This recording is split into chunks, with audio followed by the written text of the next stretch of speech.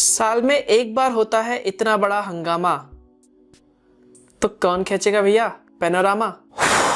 आजकल ये पैनोरामा कुछ ज्यादा ही हो रहा है। क्यों? आजकल के आप जितने भी स्मार्टफोन देखोगे, अगर आप उन स्मार्टफोन के कैमरे को ओपन करोगे तो वहां पर आपको भले ही कोई दूसरा मोड मिले या ना मिले, लेकिन भैया आपको पैनोरामा मोड जरूर देखने को मिलेगा। लेकिन एक मिनट रुको यहाँ पर भैया, आखिर में ये पैनोरामा मोड होता क्या है और इसका क्या काम है? और सबसे इंपॉर्टेंट बात यह है कि भैया आखिर में ये पैनोरामा मोड कैमरे में किस तरह से काम करता है।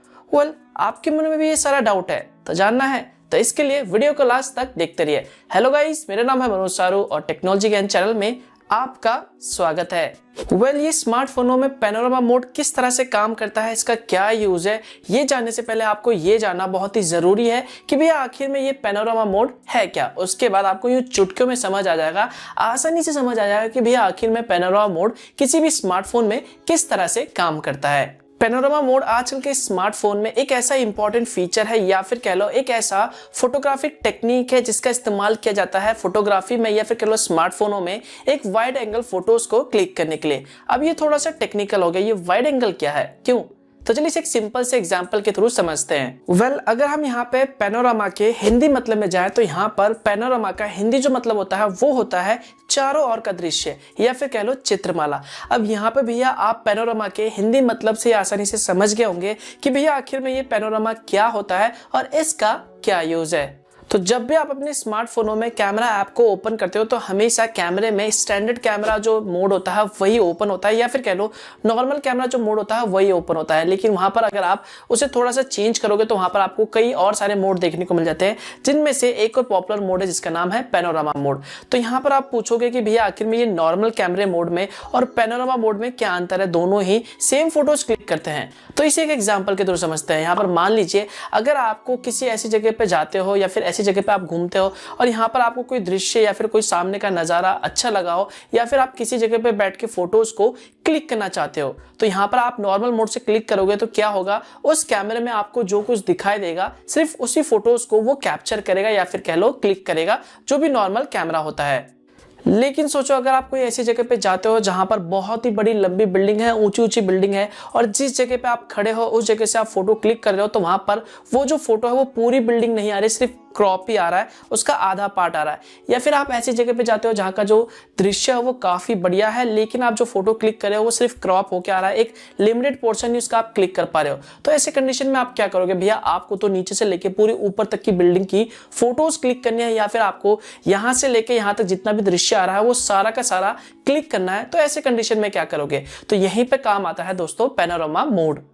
तो यहाँ पर आप एक छोटे से स्मार्टफोन के कैमरे से एक बहुत ही बड़ी एक लैंडस्केप फोटो ले सकते हैं या फिर कह लो एक वाइड एंगल फोटोज को क्लिक कर सकते हो, जहां पर भैया आप बहुत सारी चीजों को एक साथ एक ही फोटो में दिखा सकते हो। लेकिन एक मिनट रुको, यहाँ पर अब सवाल उठता है कि भैया आखिर में ये पैनोरामा मोड किसी भी स्मार्टफोन में किस तरह से काम करता है, किस तरह से ये एक नॉर्मल कैमरे से जो हमारे स्मार्टफोन में लगा होता है उससे किस तरह से ये एक वाइड एंगल फोटोज को क्लिक कर लेता है। तो इसे समझना बहुत ही आसान है। जब भी आप अपने स्मार्टफोन में पैनोरामा मोड को ओपन करते हो और इसे स्टार्ट करते हो तो वहां पर आप देखना हमेशा आपको एक एरो जरूर दिखा जाता है। तो ये एरो क्या होता है, बेसिकली जिस भी डायरेक्शन में, यानी आपको एक डायरेक्शन से दूसरे डायरेक्शन में यानी इस डिस्टेंस के बीच में जो भी दृश्य आ रहा है, जो भी पिक्चर आ रहा है, उन सभी को अगर आपको रिकॉर्ड करना है, एक सिंगल फोटो में कैप्चर करना है, तो यहाँ पर आपको उस डायरेक्शन को जो भी एरो दिखा रहा है उसे अपने फोन को इस डायरेक्शन में धीरे धीरे, बिल्कुल धीरे धीरे स्लोली मूव करना होगा और लगातार मूव करते रहना होगा। अगर आप फास्ट से मूव करोगे तो जो फोटो है वो उतनी अच्छी नहीं आएगी।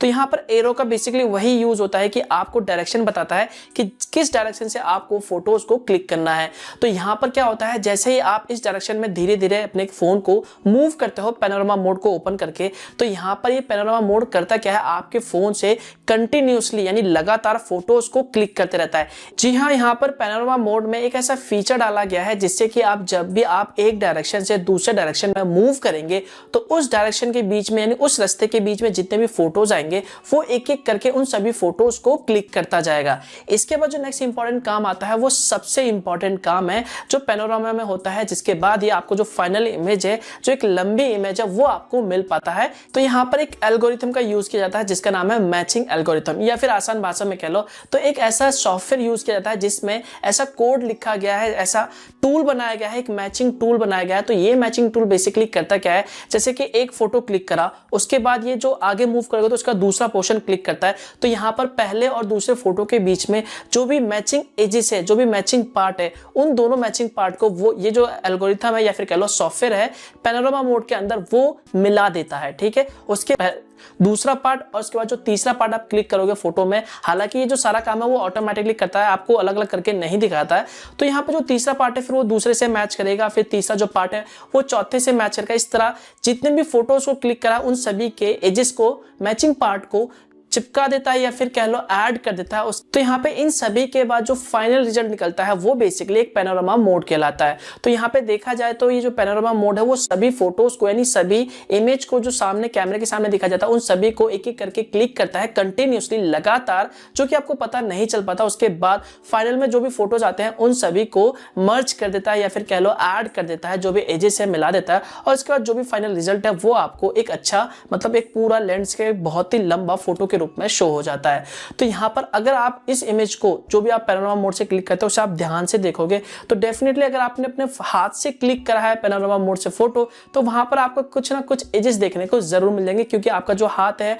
वो कंटिन्यूसली लगातार एक ही डायरेक्शन में बिल्कुल एकदम राइट डायरेक्शन में मूव करना थोड़ा सा मुश्किल हो जाता है, आपका हाथ थोड़ा बहुत तो जरूर हिल जाता है। तो वहां पर हमेशा फोटो को जूम करके देखना, वहां पर आपको हल्का फुल्का कट देखने को जरूर मिलेंगे, क्योंकि भैया ये जो सॉफ्टवेयर है वो इतना भी एडवांस नहीं होगा कि बिल्कुल एक्यूरेट ही मैच कर देगा। इसके लिए या तो आपको ट्राइपॉड का इस्तेमाल करना होगा या फिर अपने हाथ को एकदम बिल्कुल स्मूथली सेम डायरेक्शन में मूव करना होगा, तभी जो फोटो है वो एकदम परफेक्टली आएगा। तो भैया ये था सारा पैनोरामा का फंडा। आई होप अब आपको समझ आ गया होगा कि ये पैनोरामा क्या है और पैनोरामा किस तरह से काम करता है। तो यार अगर अच्छा लगा और कुछ जानने को मिला, कुछ सीखने को मिला तो वीडियो को लाइक जरूर कर देना, मुझे अच्छा लगेगा। तो बस यार इस वीडियो के लिए बस इतना ही। वीडियो अच्छा लगे, कुछ जानने को मिला तो वीडियो लाइक जरूर कर देना और कमेंट करके बताना कि आपको ये वीडियो कैसा लगा, और हो सके तो इस वीडियो को शेयर कर देना ताकि और लोगों को भी इसके बारे में जानकारी मिल सके। और अगर आपको इसी तरह की वीडियोस पसंद है तो चैनल को सब्सक्राइब करना मत भूलना, ये बिल्कुल फ्री है, और बेल आइकन पे जरूर दबाना ताकि मैं जब भी कोई नया वीडियो अपलोड करूँ तो उसकी जानकारी आपको सबसे पहले मिल सके। तो मिलता हूँ मैं आपको एक और नए वीडियो के साथ,